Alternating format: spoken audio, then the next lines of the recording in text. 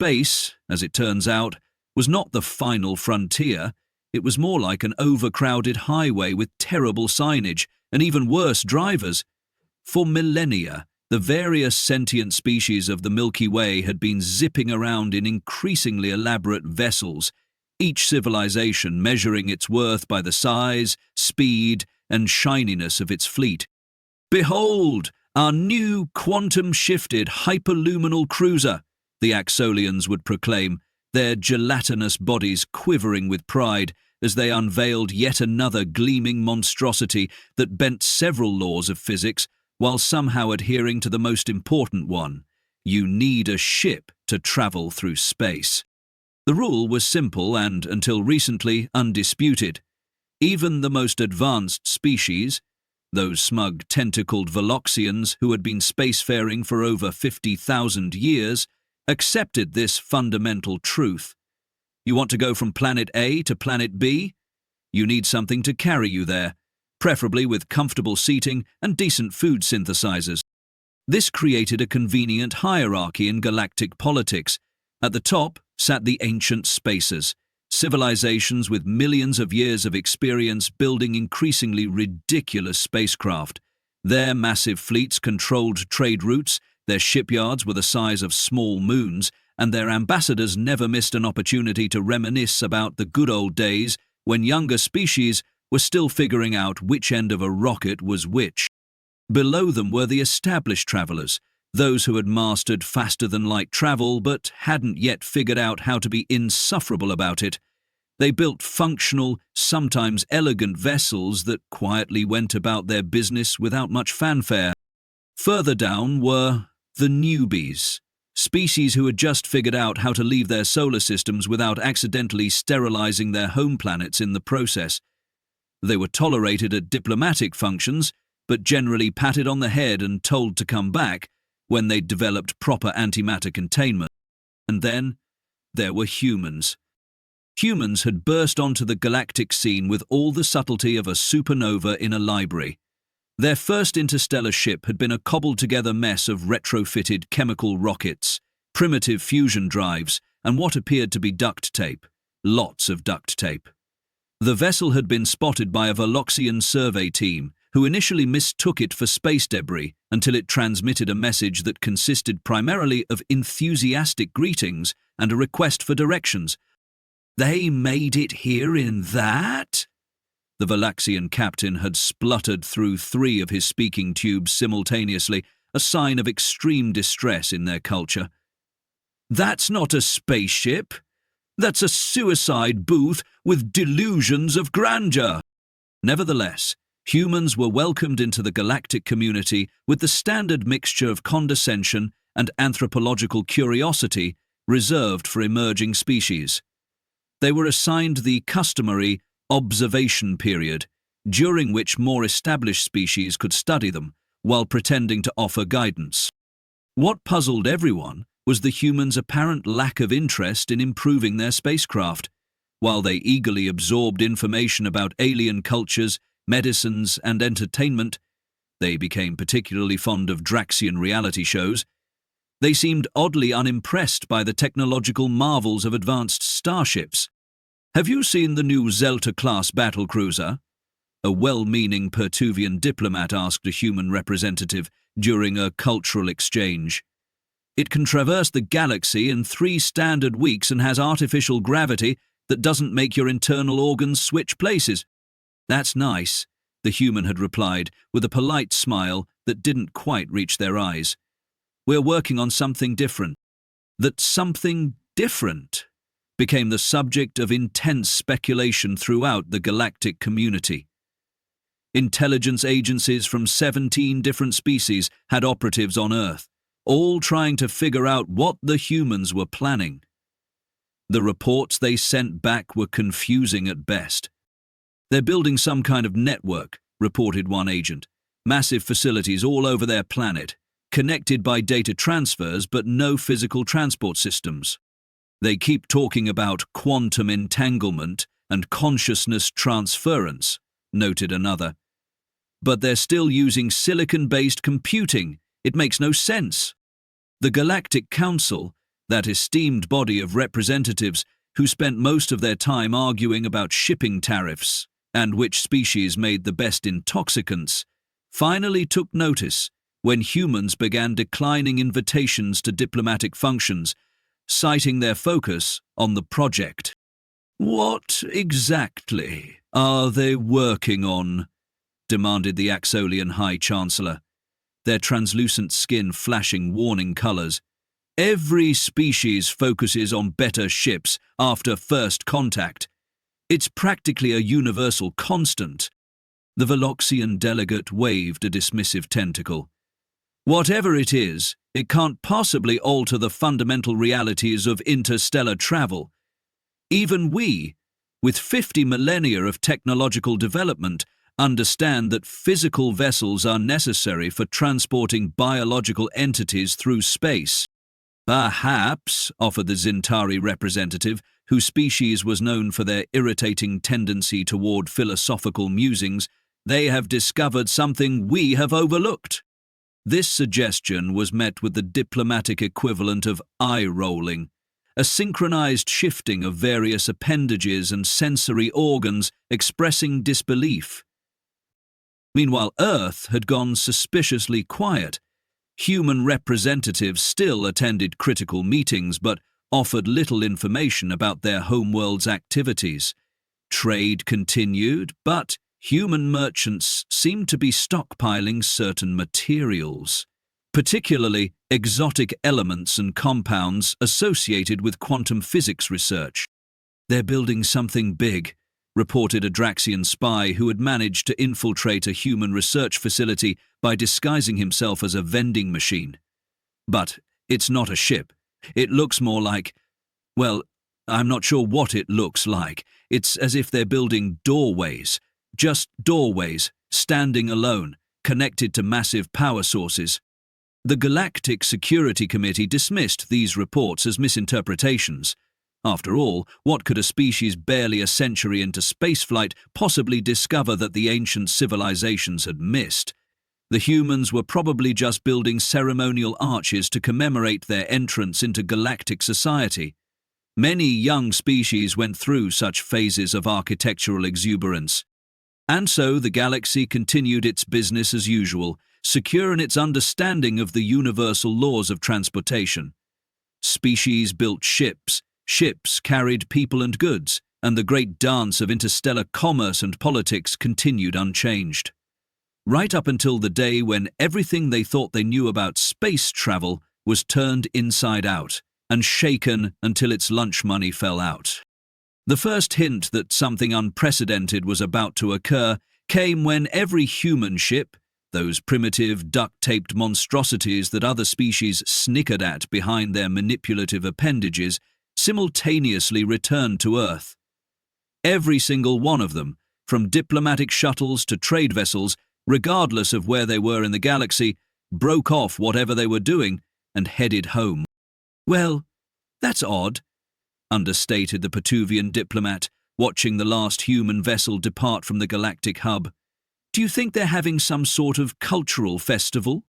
Little did they know that odd was about to become the new normal, and the age of spaceships was drawing to an unexpected close.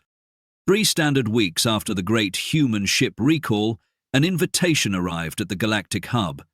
Not through the usual diplomatic channels, mind you, but delivered by hand, which was the first impossibility, since no human ships had been detected approaching the station. The messenger, a smiling human in a simple grey uniform, had simply appeared in the central atrium, causing a Mortillian security officer to spray defensive mucus across 3 diplomats and a rather expensive art installation. "How did you get here?" demanded the station's security chief, a towering Krongan whose exoskeleton was still vibrating with alarm. "That's what the announcement is about," replied the human with a cheerful shrug. "All representatives are invited to tune in to frequency 612.4 in approximately 1 hour. Our science director will explain everything." Then, before anyone could ask another question, the human vanished. Not ran away, not ducked behind a pillar, vanished. complete atomic disappearance, like a magic trick without the puff of smoke or the appropriate musical sting. Word spread faster than a Quillaxian virus at a nose-picking convention. By the time the broadcast began, every species with access to communication equipment was watching. From the haughty ancient spacers to the freshly contacted fungi people of Spore 7, who had to borrow a receiver and weren't entirely sure what they were looking at.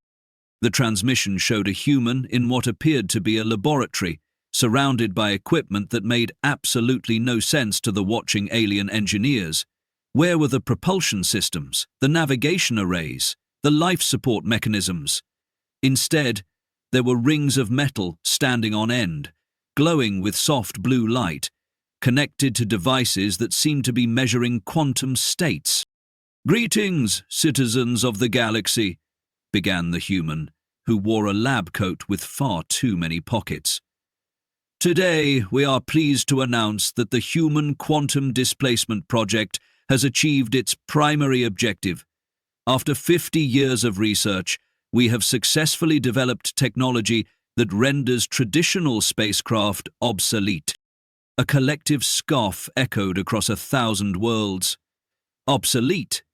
Spaceships? The very notion was absurd. Next, they'd be claiming gravity was optional. Through the application of quantum entanglement on a macroscopic scale, continued the human, either unaware of or indifferent to the galactic eye roll, we can now instantaneously transfer matter, including living organisms, to any point in space where we've established a receiver. Vader Valaxian High Council, watching from their capital ship, erupted in tentacled laughter so vigorous that 3 members accidentally tied themselves in knots. "And for locations without receivers," the human continued, "we can create temporary transfer points using targeted quantum field generators." The Exolian scientists, whose species had been studying teleportation for millennia with nothing to show but a collection of inside-out test subjects, began recording the broadcast with frantic notes. Even as a hoax or delusion, the humans' claims were entertainingly audacious. "To demonstrate, we will now establish connection points at every major diplomatic hub in the galaxy. Please stand by." On thousands of worlds and stations, in embassies and council chambers, rings identical to those in the laboratory began to materialize. Not delivered, not built. They simply phased into existence, assembled, atom by atom. On the galactic hub, the sudden appearance of one such ring in the main council chamber caused the Pituvian ambassador to faint, though, in fairness, Pituvians tended to faint at sudden changes in air temperature, so this wasn't entirely unprecedented. "These are temporary demonstration units," explained the human scientist, as the rings began to glow with the same blue light seen in the laboratory. "In exactly 5 minutes, human representatives will step through these portals across the galaxy simultaneously." The Draxian Emperor, watching from his palace, choked on his ceremonial victory grubs. Preposterous! Even if matter transfer were possible, the energy requirements would be...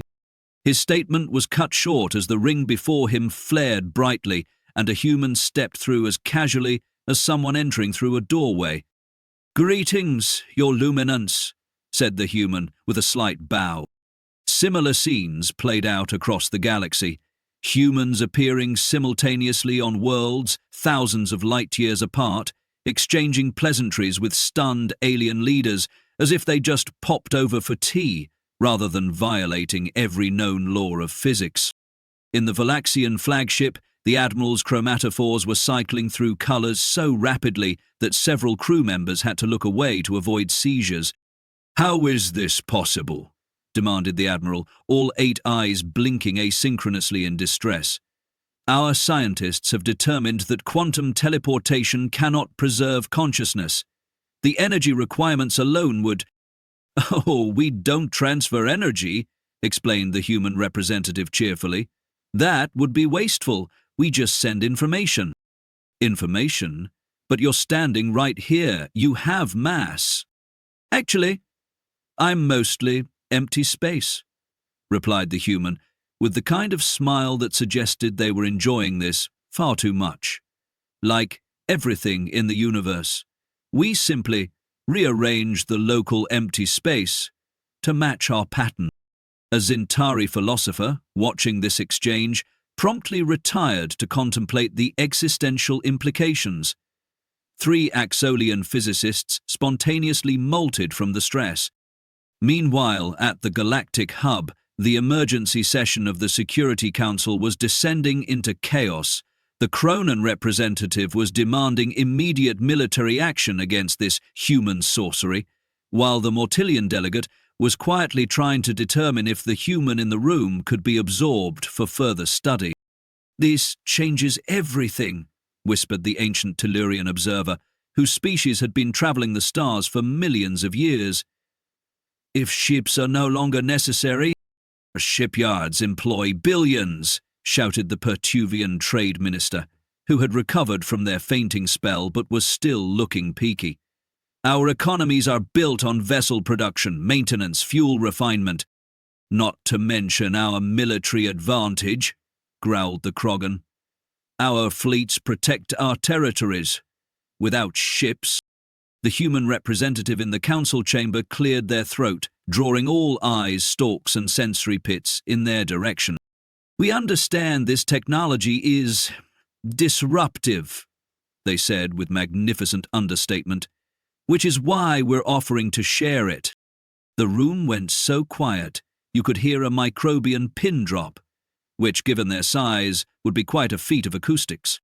"Share it?" repeated the Draxian ambassador, mandibles clicking in disbelief. "With certain safeguards, of course," nodded the human. "We've developed protocols to prevent misuse." The Veloxian representative's skin turned a deep purple of suspicion.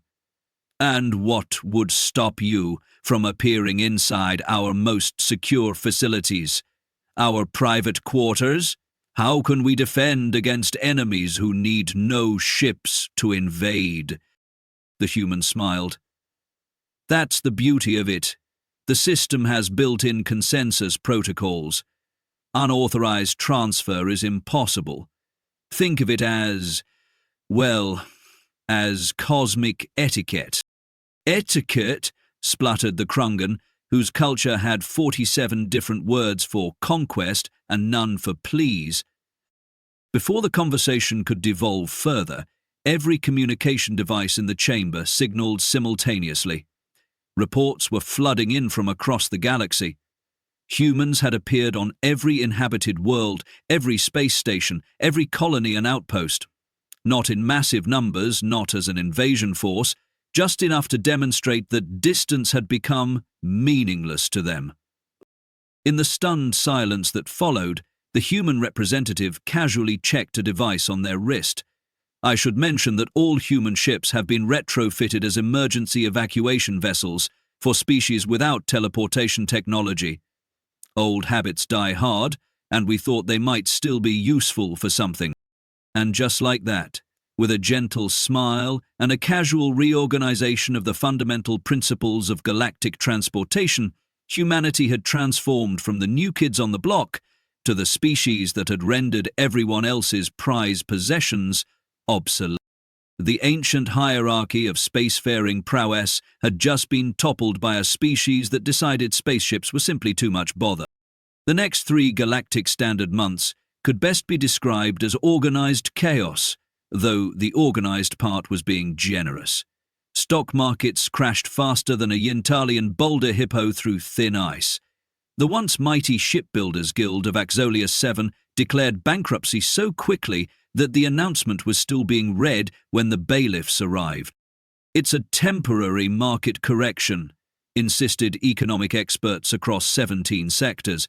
"Spaceships cannot simply become obsolete overnight." And yet, that's exactly what had happened. The military implications hit even harder than the economic ones. Massive defense fleets, once the ultimate symbol of power, now seemed as threatening as a collection of expensive paperweights. The Krongan Armada, which had spent the last 3 centuries bullying smaller civilizations with their dreadnoughts, found themselves politely asking humans not to teleport into their territory while they recalibrated their defense doctrine, diplomatic speak for complete existential panic. Emergency sessions were held in every governmental body across the galaxy. The Veloxian High Command sequestered themselves in their most secure bunker, only to find a gift basket from Earth waiting for them, along with a note reading, "Welcome to the new era of transportation. P.S. Your security systems need updating." The Draxian Emperor took a more direct approach, dispatching his most elite intelligence unit to kidnap a human scientist. The operatives returned 3 days later, through a human teleportation portal, wearing "I visited Earth" t-shirts and raving about something called pizza. The mission was declared a critical failure, though the Emperor did request several of these pizzas for further analysis. Meanwhile, scientific communities were in uproar. The Galactic Academy of Physics held an emergency symposium titled "Quantum Displacement: Impossible, Improbable, or Just Inconvenient?" 15 minutes into the keynote address, human scientists teleported onto the stage and offered to answer questions, causing 3 theoretical physicists to resign on the spot and one elderly Zintari to swallow his translator in shock. "But the energy requirements," protested the head of the Quantum Studies Department, whose 12 tentacled gestures became increasingly frantic.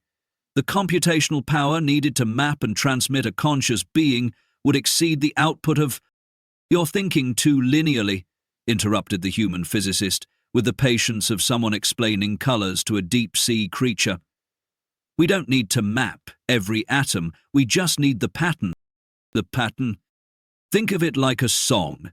You don't need to physically move air molecules from the recording studio to your listening device. You just need the information that tells your device how to recreate the sound." This explanation did little to calm the scientific community, particularly when the human added, "Of course, that's greatly oversimplified. The actual process involves 11 dimensions and math that we haven't shared yet." Diplomatic channels were flooded with demands, threats, and increasingly desperate offers. The Axolian Collective offered exclusive mining rights to 3 neutron stars in exchange for teleportation technology. The Pertuvian conglomerate promised 500 years of servitude from their worker caste.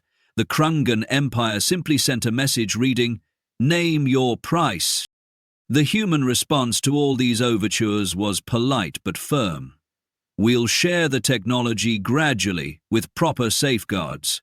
Universal transportation is too important to be weaponized or monopolized." This noble stance might have been more convincing if humans weren't simultaneously appearing everywhere, establishing diplomatic outposts, research stations, and what they called cultural exchanges, though several alien anthropologists noted these bore suspicious resemblance to tourist traps. The Galactic Security Council, in a rare moment of cross-species unanimity, declared an emergency quarantine on human teleportation technology. The declaration was signed with great ceremony, then promptly rendered meaningless when a human representative teleported into the sealed chamber to deliver lunch. "We thought you might be hungry after such a long session," they explained to the dumbfounded council members. "We brought options from 37 planets. The blue stuff is from Drax's Prime. It looks like acid but tastes like caramel.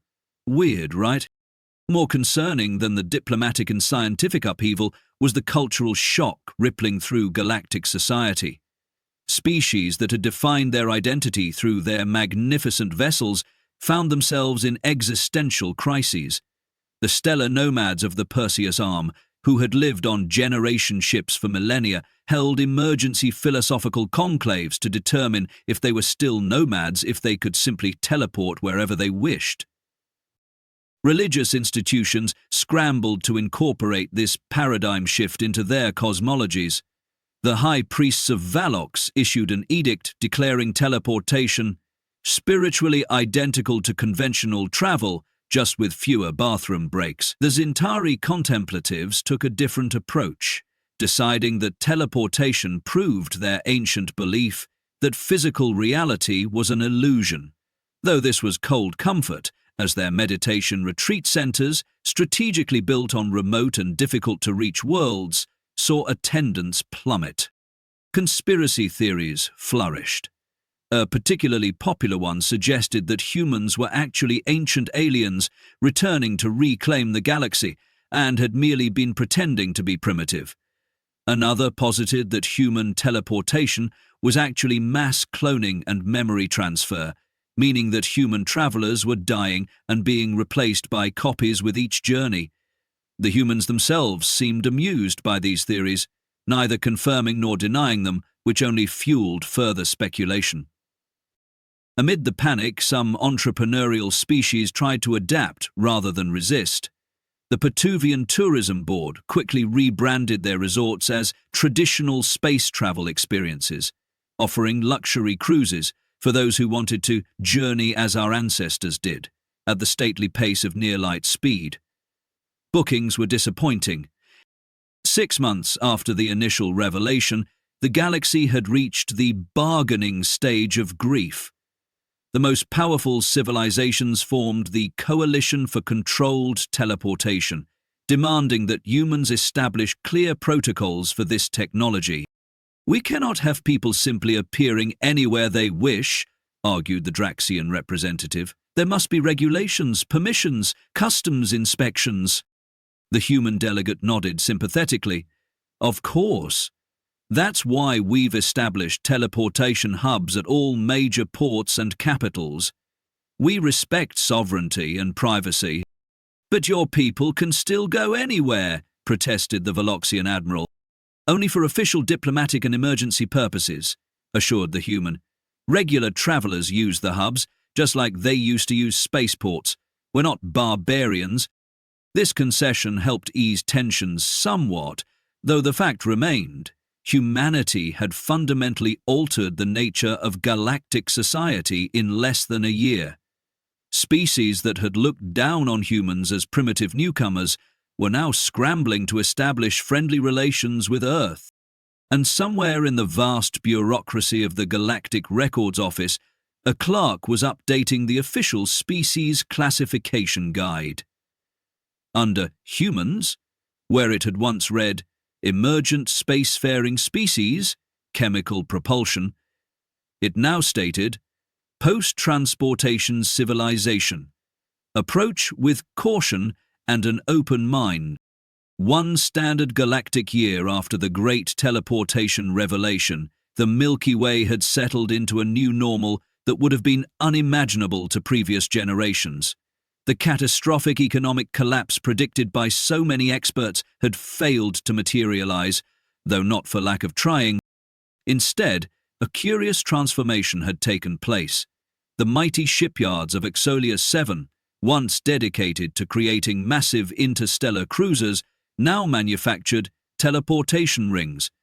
The Veloxian fleet, whose dreadnoughts had been the terror of 17 sectors, repurposed their vessels as luxury space hotels where guests could experience authentic pre-teleportation travel, complete with artificially induced delays and randomly scheduled food poisoning for the full historical accuracy. "It's actually quite liberating," admitted the Draxian Emperor in a rare moment of candor during the Galactic Summit. "We've reduced our military budget by 80%. Do you know how many interpretive dance festivals we can fund with that kind of money?" The concept of borders had undergone a philosophical revolution. When people could potentially appear anywhere, traditional territorial definitions became somewhat abstract. This led to the Great Etiquette Accords, a set of teleportation protocols that made interstellar diplomacy look like an elaborate ballroom dance. Species agreed on designated arrival zones, notification systems, and most importantly, an absolute ban on teleporting into bathroom facilities regardless of emergency status. "Physical transportation creates natural boundaries," explained a human diplomat to a gathering of interstellar sociologists. "When you remove those boundaries, you need social constructs to replace them. The Krongan representative, whose species had previously defined territorial rights through dramatic space battles, found this transition particularly challenging. How do we demonstrate our martial superiority, if not through our warships? They demanded during a particularly tense negotiation. Sports, suggested the human representative. Have you tried basketball? Within 3 months, the Interstellar Basketball Association had become the most watched competitive event in galactic history, with the Krongan team's 7-meter-tall center leading them to an undefeated first season. The fact that they occasionally ate the ball was deemed a minor rule violation. Education underwent a revolution, as students could suddenly attend institutions across the galaxy. The prestigious Zintari Philosophical Academy, which had previously accepted only the most dedicated scholars willing to undertake a perilous 5-year journey to their remote world, now had to implement entrance exams as their lecture halls overflowed with curious students from thousands of species. "We are learning as much from them as they are from us," confessed a Zintari professor, "though it would be nice if the methane-breathing students would stop exploding during heated debates." Tourism boomed in previously inaccessible locations. The crystal caves of Draxus Prime, once visited by only the most intrepid explorers, now had to implement a reservation system and gift shop. The lava lakes of Kronos, famous for their supposedly therapeutic radioactive properties, became a popular day trip destination, leading to a thriving industry in radiation-proof swimwear. Perhaps most surprisingly, the ancient art of shipbuilding didn't disappear, it evolved. Without the need for practical space travel, vessel design became purely aesthetic. The annual spacecraft design competition on Pituvius attracted artists from across the galaxy, showcasing vessels that would have been physically impossible to fly, but looked spectacular drifting in orbit as enormous kinetic sculptures. Human teleportation technology, slowly shared with trusted species under careful protocols, spawned countless innovations. The Axolians, with their gelatinous physiology, discovered they could teleport in formations impossible for solid beings, creating living art installations that became the rage across cultured society. Veloxian scientists, adapting human principles to their own biology, developed a technique for teleporting only their sensory organs, allowing for exploration of hazardous environments with minimal risk. We've gone from competing over transportation to competing over what we do with the lack of transportation, observed the Pituvian cultural attaché during a symposium on post-teleportation society. It's quite beautiful in its way.